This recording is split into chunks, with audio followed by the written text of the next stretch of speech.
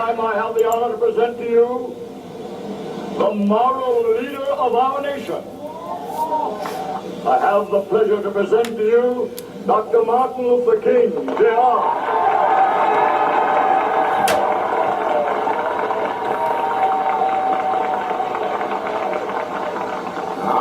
Happy to join with you today in what will go down in history as the greatest demonstration for freedom in the history of our nation.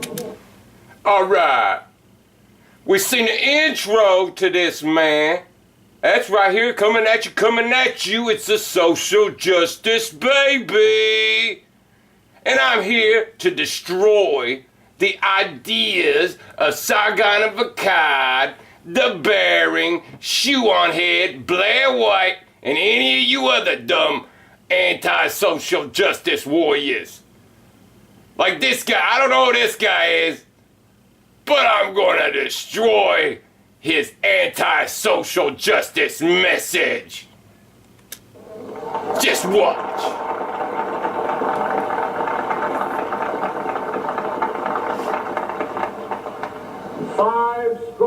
50 years ago.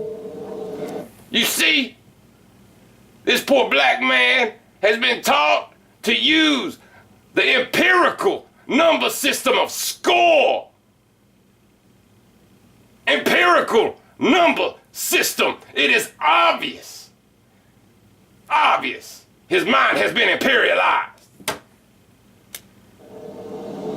A great American in whose symbolic shadow we stand today signed the Emancipation Proclamation.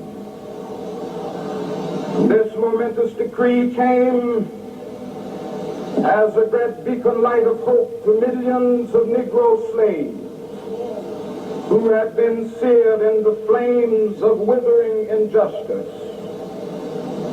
It came as a joyous daybreak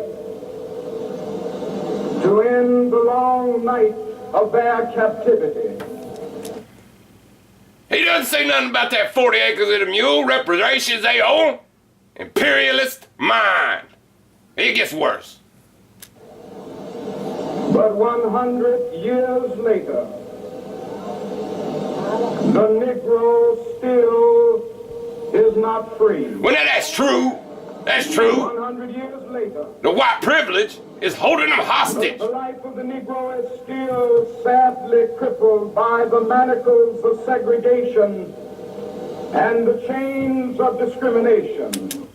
You see that? He's talking that segregation and discrimination is bad. His imperialist mindset is making him say these things. It is obvious that white people are bad. I mean, look at them. They're in the audience. It's got to tell you this message is evil. 100 years later, the Negro lives on a lonely island of poverty in the midst of a vast ocean of material prosperity. That's because of patriarchy, the white man. 100 years later,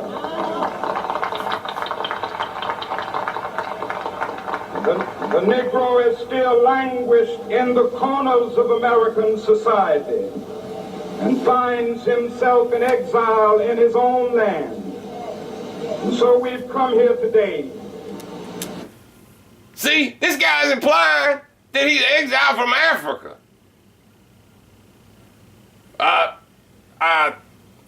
Hold up. Hey, hold on. I think I'm confused on this one. Okay. Social justice, 1, 2, 3. All right, let's go.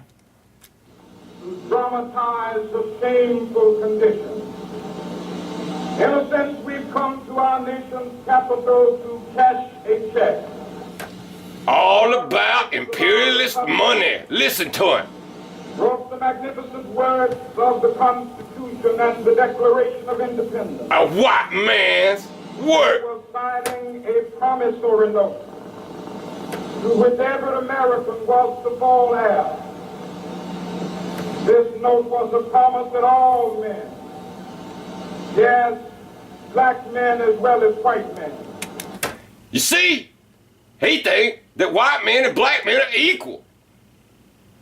White men is evil. God, don't you know anything? Would be guaranteed the unalienable rights of life, liberty, and the pursuit of happiness. It is obvious today that America has defaulted on this promissory note insofar as her citizens of color are concerned. Instead of honoring this sacred obligation, America has given the Negro people a bad check, a check which has come back marked insufficient funds. Is he making a joke about black people not being able to keep up with checkbooks? That ain't right. That ain't right. That's racist. That's racist. It's imperialist dog.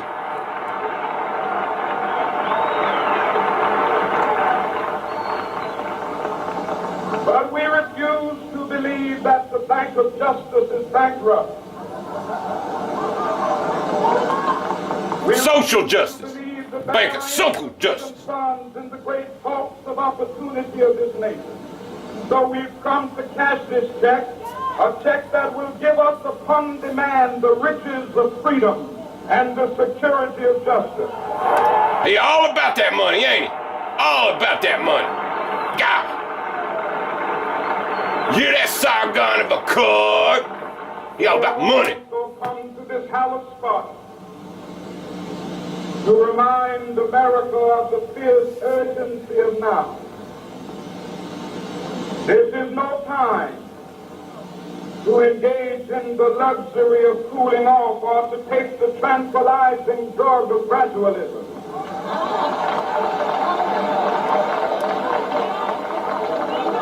Now is the time. Gradualism is over an extended period of time, changing things to where, you know, it's gonna be more just. More just. Just so you know. To make real the promises of democracy. Now is the time to rise from the dark and desolate valley of segregation to the sunlit path of racial justice. Now is the time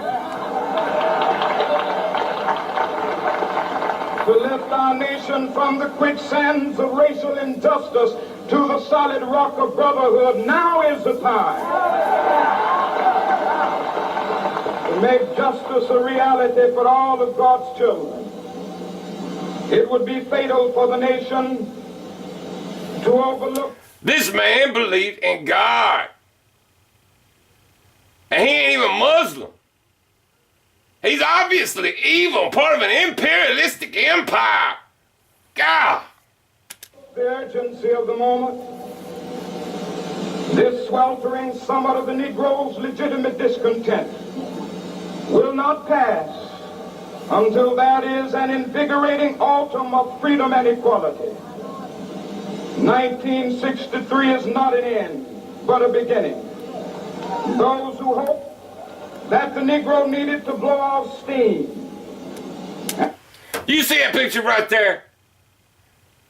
There is not an equal representation of the races in this picture right here. We got what? 1, 2, 3, 4 over there. 4 black people, the rest of them white. What the hell is this? And will now be content. Will have a rude awakening if the nation returns to business as usual. They need to get out of his safe space.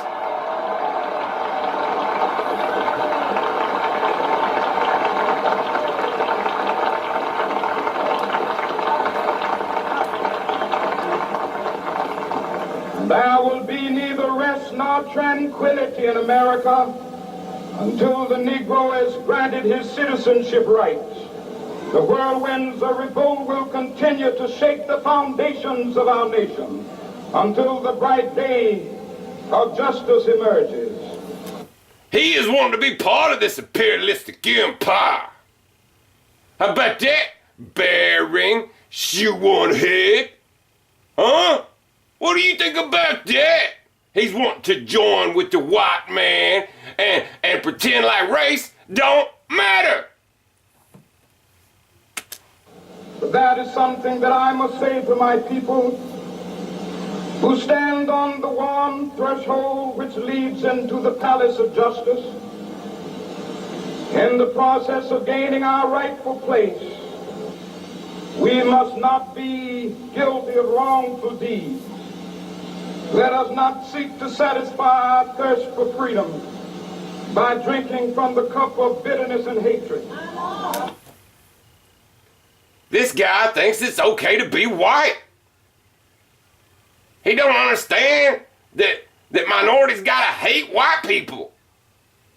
That's where you messing up, Sargon of Akaad.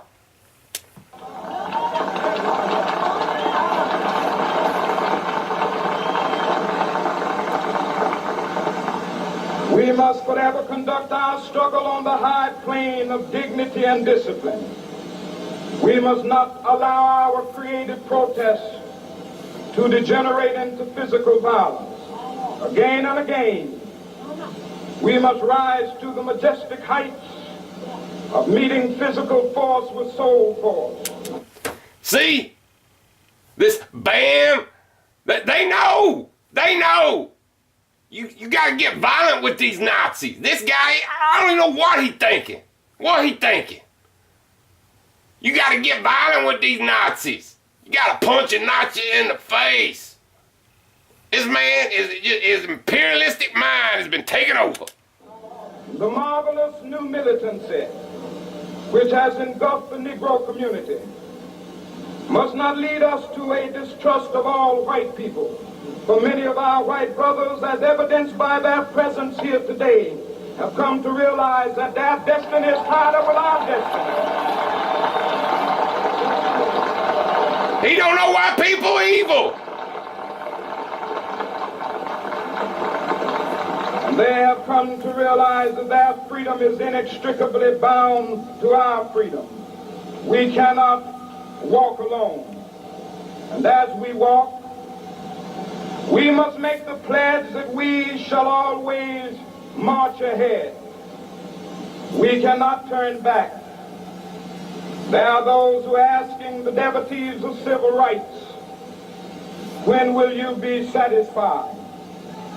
We can never be satisfied as long as the Negro is the victim of the unspeakable horrors of police brutality. And then the Washington Post wants to release this thing that a cop is more likely to shoot a white man? What?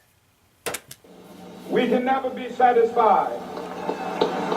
As long as our body is heavy with the fatigue of travel, cannot gain lodging in the motels of the highways and the hotels of the cities.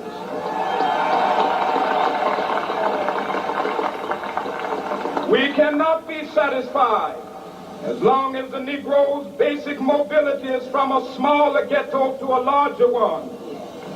We can never be satisfied as long as our children are stripped of their selfhood and robbed of their dignity by signs stating for whites only. That's right. White people's evil. You make a place that says for blacks only, obviously it doesn't say for whites only. This guy's got an imperialistic mind.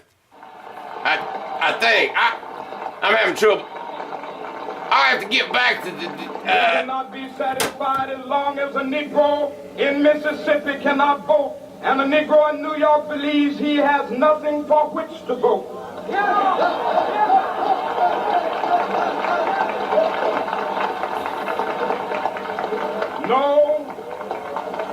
No, we are not satisfied, and we will not be satisfied until justice rolls down like waters and righteousness like a mighty stream.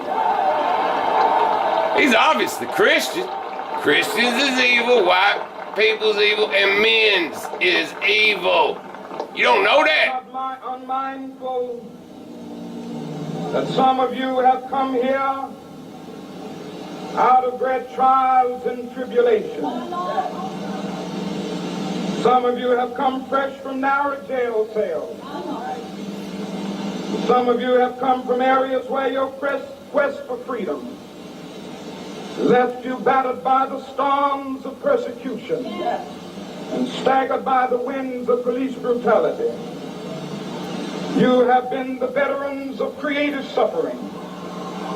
Continue to work with the faith that unearned suffering is redemptive. Go back to Mississippi. Go back to Alabama. Go back to South Carolina. Go back to Georgia. Go back to Louisiana. Go back to the slums and ghettos of our northern cities. Knowing that somehow this situation can and will be changed. Let us not wallow in the valley of despair. I say to you today, my friend,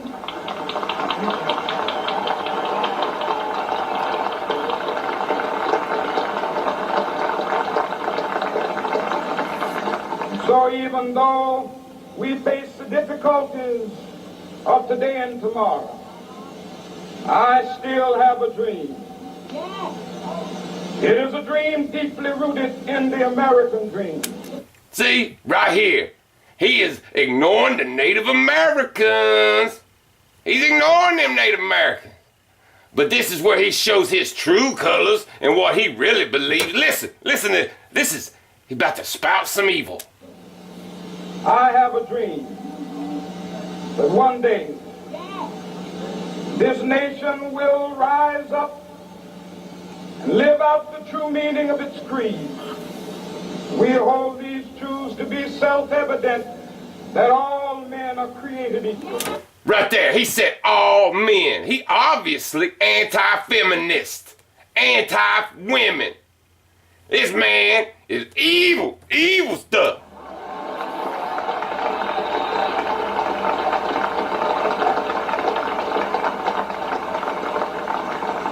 I have a dream that one day on the red hills of Georgia, the sons of former slaves and the sons of former slave owners will they be able to sit down together at the table of brotherhood. Yet again, he's talking about the cis-normative patriarchy. I have a dream that one day,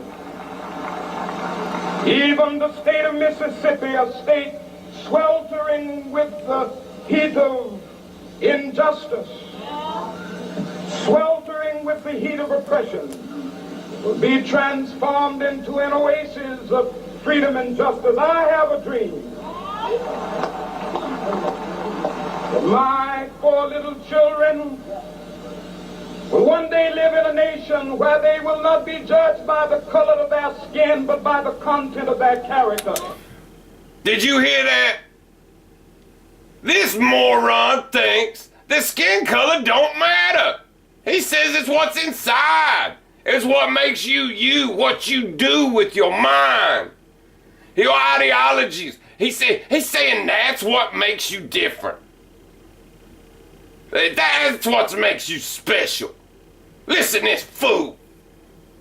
Social justice, 1, 2, 3. I have a dream today.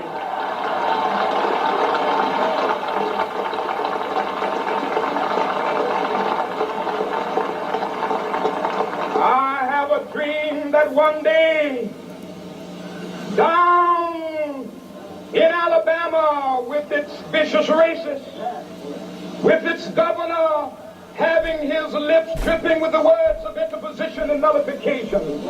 One day right there in Alabama, little black boys and black girls will be able to join hands with little white boys and white girls as sisters and brothers. I have a dream today. He didn't say anything about the gender spectrum. This man is obviously playing in to the cis-normative patriarchy of the white devil.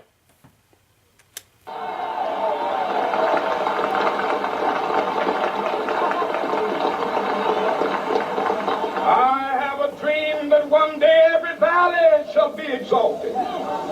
Every hill and mountain shall be made low, the rough places will be made plain, and the crooked places will be made straight, and the glory of the Lord shall be revealed, and all flesh shall see it together. This is our hope. Christian ideals. I go back to the south with this faith. He talking about Christianity. This man evil. Evil. With this faith, we will be able to transform the jangling discords of our nation. Southern Christian Leadership Conference. I knew it. With this faith, we will be able to work together, to pray together, to struggle together, to go to jail together, to stand up for freedom together, knowing that we will be free one day. This will be the day. This will be the day when all of God's children will be able to sing with new meaning, my country tears of thee. Sweet land of liberty of thee I sing. Land where my fathers died, land of the pilgrims' pride. From every mountainside, let freedom reign. If America is to be a great nation, this must become true. So let freedom reign. From the prodigious hilltops of New Hampshire. Rebecca. Honey, what are you doing something? Goodness knows. All right.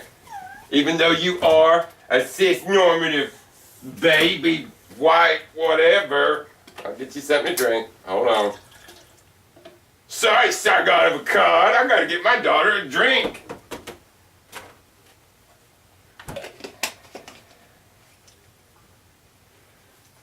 All right, go ahead. Go and play, my baby.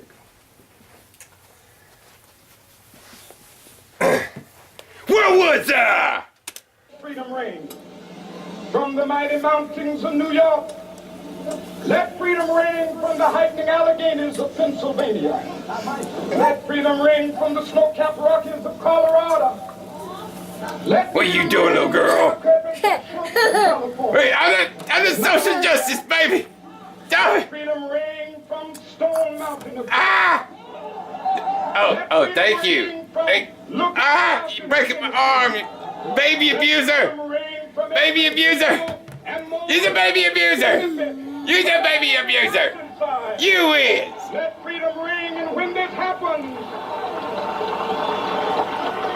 when we allow freedom ring, when we let it ring from every village, every hamlet, every state, and every city, we will be able to speak that day when all of God's children, black men and white men, Jews and Gentiles, Thank you. and Catholics, will be able to join hands and sing in the words of the old Negro spiritual, free at last, thank God Almighty, we are free at last. In all seriousness, that's how important it is for us to destroy social justice. My daughter don't deserve to grow up in a world where she's hated. My children don't deserve to be hated. And I don't deserve to be hated. No one deserves to be hated. No one deserves to feel like it's their fault for the world's problems.